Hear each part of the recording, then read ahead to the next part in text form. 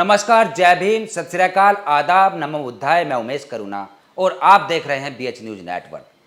साथियों, आज हम अमरपाली से जुड़ा हुआ वह किस्सा आपको सुनाएंगे कि जिसमें अमरपाली के जीवन में एक बड़ा बदलाव हुआ। एक अमरपाली जो कि वैश्या से यानी नगर वधू से कैसे वह बुद्ध की अनुयायी बनी, कैसे तथागत गौतम बुद्ध की शरण में आई और कैसे उसने अपने आप को सुरक्षित महसूस किया।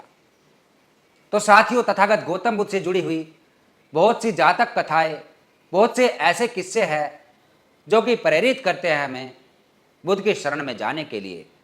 चाहे उसमें उंगली माल का किस्सा हो, सुजाता की खीर हो या और भी बहुत सारे ऐसे किस्से हो। और उन्हीं में एक चर्चित किस्सा है अमरपाली को लेकर। हम शुरू करते हैं और इसको शेयर करते रहे और वीडियो को आखिर तक देखें। दोस्तों, अमरपाली नाम उस वैश्य का, उस नगर वधू का कैसे पड़ा, सबसे पहले हम इस पर चर्चा करेंगे। बताया जाता है कि वैशाली राज्य के अंदर एक आम के वृक्ष के नीचे एक बच्ची पड़ी मिली, यानी लावारिस स्थिति में रोती हुई, बिलखती हुई एक बच्ची पड़ी हुई मिलती है। और जिन्होंने उसका पालन पोषण किया, आम के पेड़ के नीचे मिलने की वजह से उसका नाम अमरपाली रख दिया। और जैसे जैसे अमरपाली का पालन पोषण होने लगा, वह बड़ी होने लगी, वैसे वैसे ही उसका यौवन निखरता रहा, वैसे वैसे ही उसकी जवानी काफ़ी खूबसूरत होती रही। और अमरपाली अपने समय में यानी अपनी यौवन अवस्था में आकर इतनी सुंदर स्त्री बन गई कि हर कोई उसकी सुंदरता का कायल हो गया, हर कोई उसको अपना बनाना चाहता था।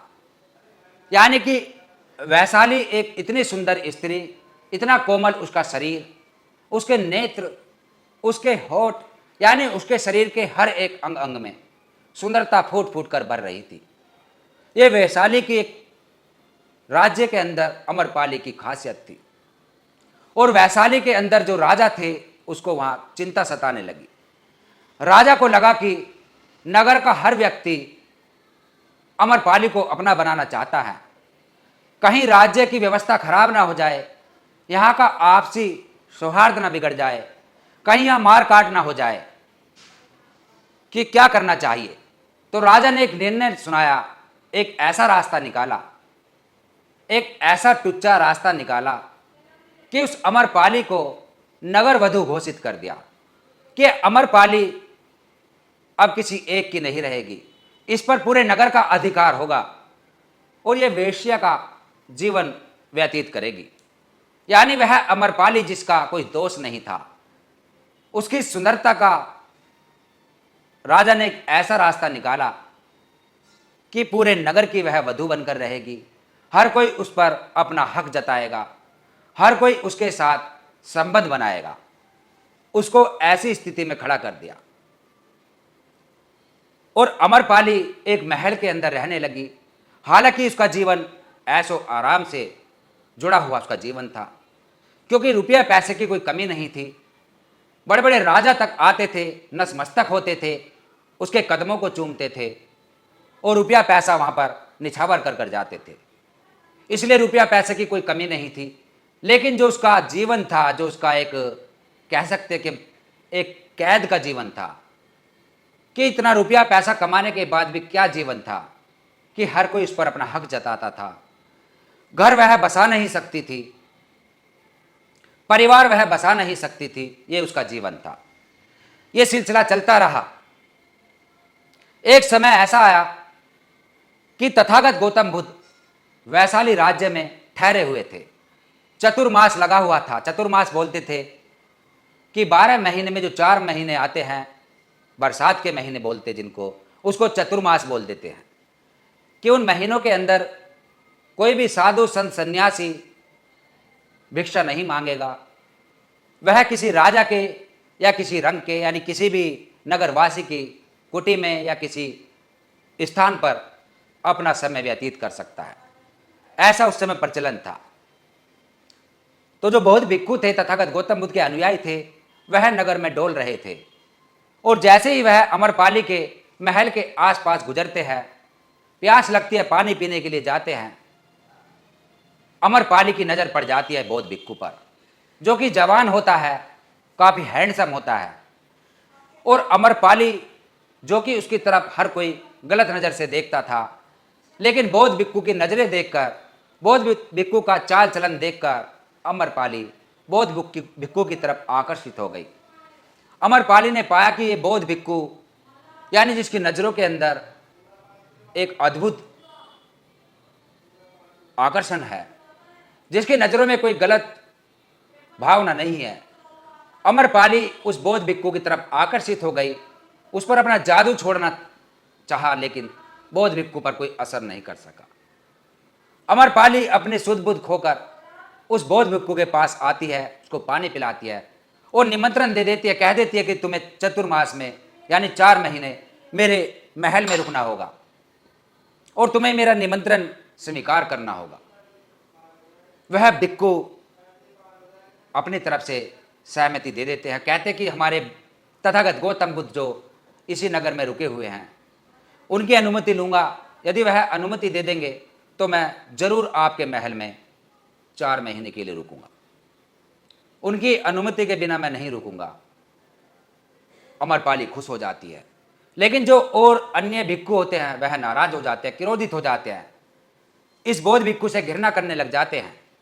किसने कैसे निमंत्रण स्वीकार कर लिया, कैसे इसने मना नहीं किया सीधा सीधा, कैसे इसने इस वैश्या को कह दिया कि मैं अपने गुरुजी से पूछकर तुम्हें बताऊंगा। अंदर अंदर वह घृणित होने लगे और तथागत गौतम बुद्ध के पास पहुंचे और वहां जाकर उस भिक्खु के बारे में उल्टी सीधी बातें बताई, बड़ा चाराकर बताई, यानी कि जितना हो सका उतना उन्होंने आलोचना की। तथागत गौतम बुद्ध ने सारी बातें सुनी उन भिक्खुओं की और उन्होंने कहा कि पहले उसको आने दो, उसके बाद बातें करेंगे। और जैसे ही वह बौद्ध भिक्खु तथागत गौतम बुद्ध के पास पहुंचते हैं और पहुंचने के बाद अपनी बात रखते हैं और तथागत गौतम बुद्ध कहते हैं कि जो आप मुझे बताना चाह रहे हो मुझे पहले पता चल चुका है, मुझे ये बता चुके हैं। और तथागत गौतम बुद्ध उस भिक्खु की आंखों में नज़र डालते हैं। आंखों में नज़र डालने के बाद बुद्ध समझ जाते हैं कि मेरा शिष्य नापाक है, मेरा शिष्य बिल्कुल एकदम मन से शांत है, इसके अंदर कोई भी काम वासना नहीं है। तथागत गौतम बुद्ध से वह कहता है कि 4 महीने के लिए वह स्त्री मुझे अपने आश्रम में, अपने महल में रोकना चाहती है। तो बुद्ध कहते हैं कि मुझे तुम्हारे ऊपर विश्वास है, जाइए, उसकी बातें मान लीजिए और उसकी इच्छा पूरी कर दीजिए। और वे जो 3-4 भिक्खु होते हैं वह क्रोधित हो जाते हैं, गुस्सा होते हैं कि तथागत गौतम बुद्ध ने इसको क्यों उस नरक में भेज दिया, किसकी काम वासनाएं रुकेगी नहीं, जवान है, ये वहाँ गंदगी फैलाएगा, ऐसा कुछ वह अपने मन में सोचते हैं। और वह भिक्खु अमरपाली के महल में पहुंच जाता है और वहां जाने के बाद अमरपाली बहुत खुश हो जाती है, कहती है कि मेरी इच्छा पूरी हो गई, कि धन्य है तेरे वह गुरु जिन्होंने तुझे यहां भेज दिया, मेरे पास भेज दिया। रात बिताई जाती है और रात को अमरपाली बौद्ध भिक्खु पर सारे जतन करती है, उसको पिघालना चाहती है, उसकी काम वासना जगाना चाहती है, लेकिन वह बौद्ध भिक्खु मन का शांत होता है, उसके अंदर कोई भी काम वासना कहीं से कहीं तक भी नहीं झलकती। वह अपनी ध्यान में मगरूम होता है, उस ध्यान की आकृति में, उस ध्यान के आसन में बैठा होता है। अमरपाली पूरे जतन करती है और कहती है कि तुम मेरे सामने, मेरी बातों में, मेरे सौंदर्य में क्यों नहीं आकर्षित हो रहे हो, कि बड़े बड़े राजा, बड़े बड़े यहाँ के नगर के व्यक्ति, हर कोई मेरी सुंदरता के सामने झुकता है, बड़े बड़े राजाओं को मैं अपने कदमों में झुकते देखती हूँ, लेकिन ए सन्यासी तुझ पर मेरा क्यों फर्क नहीं पड़ रहा, मेरी किसी भी बात का, मेरे नेत्र का, मेरे किसी भी जादू का तेरे ऊपर क्यों फर्क नहीं पड़ रहा है, आखिर तू मुझसे आकर्षित क्यों नहीं हो रहा है, आखिर मैं तुझे क्या लग रही हूं, औरों के भांति तुझ में मैं ऐसा कुछ हलचल क्यों नहीं देख रही हूं। बौद्ध भिक्खु कहते हैं कि तुम मेरी माँ समान हो, तुम्हें मैं अपनी माँ देख रहा हूं। हे स्त्री, तुझे मैं अपनी माँ समान समझ रहा हूं। तेरे अंदर मुझे अपनी माँ दिखाई दे रही है और मैं अपने आप को तेरा बेटा पा रहा हूं। अमरपाली झटका खाकर नीचे गिर जाती है, कपकपाने लग जाती है कि ऐसी वाणी, ऐसी बातें आज तक मुझसे किसी ने नहीं कही।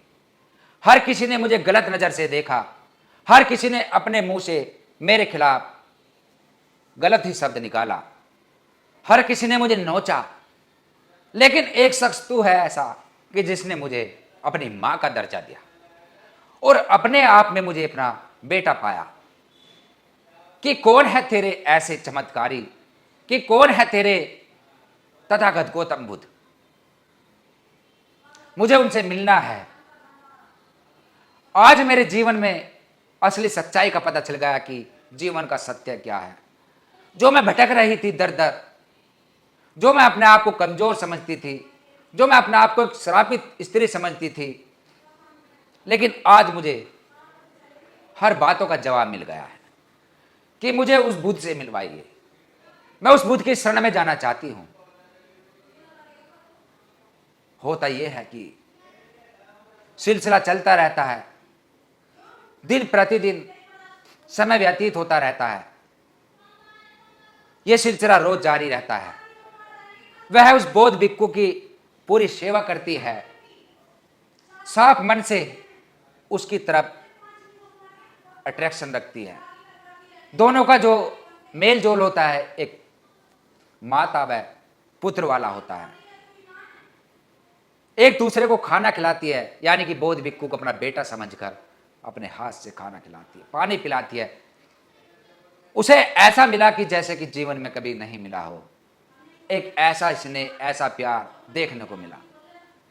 तथागत गौतम बुद्ध की शरण में पहुंचती है और वहां जाने के बाद जो बाकी के भिक्षु होते हैं वो क्रोधित हो जाते हैं। और जैसे ही वह पहुंचती है अमरपाली और तथागत बुद्ध के चरणों में गिर जाती है और कहती है कि मुझे अपने चरणों की दासी बना लो, दर दर की सताई हुई हूं, कि मेरे जीवन में आज जो अंधकार था, जो दुख था, वह सब समाप्त हो गया है और जो मेरे पास रुपया पैसा महल है सब मैं छोड़ आई हूं। अब मैं बुद्ध की शरण में आना चाहती हूं, बुद्ध की अनुयायी बनना चाहती हूं और बौद्ध धर्म का प्रचार प्रसार करना चाहती हूं। ये धन दौलत, ये शरीर की यौवन सुंदरता सब किसी काम की नहीं रही कि आपने मुझे जीवन का उद्देश्य बता दिया। मैं समझ गई कि जीवन आखिर क्या है। इस जीवन की असलियत मुझे पता चल गई है और वह बौद्ध की अनुयायी बन जाती है, बुद्ध की शरण में आ जाती है। और तथागत गौतम बुद्ध अपने शिष्य पर घमंड करते हैं, कहते हैं कि मुझे पूरा विश्वास था कि मेरा शिष्य बहुत मजबूत है। और वाकई के जो भिक्षु होते हैं जो उसको गलत समझते हैं वह भी नतमस्तक हो जाते हैं, बुद्ध के चरणों में पड़ जाते हैं और बुद्धम शरणम गच्छामि का पाठ शुरू कर देते हैं। यह थी अमरपाली से जुड़ी हुई दास्ता, अमरपाली से जुड़ा हुआ किस्सा कि एक अमरपाली कैसे वैश्या से नगर वधु से बुद्ध की शरण में पहुंची, कैसे उसके जीवन में एक बड़ा बदलाव हुआ। ये तथागत गौतम बुद्ध के किस्सों में मिलता है। तो साथियों, दोस्तों, इस अमरपाली के किस्से पर आपका क्या कहना है? कमेंट्स में 2 शब्द जरूर लिखिए। और यह हमारे तरफ से जो हमने आपको सुनाने की प्रयास किया, कैसा लगा, इस पर भी आपने 2 शब्द जरूर लिखिए। और फिर लेकर आएंगे एक दूसरा किस्सा जो कि उंगली माल से जुड़ा हुआ होगा। इजाज़त चाहते हैं।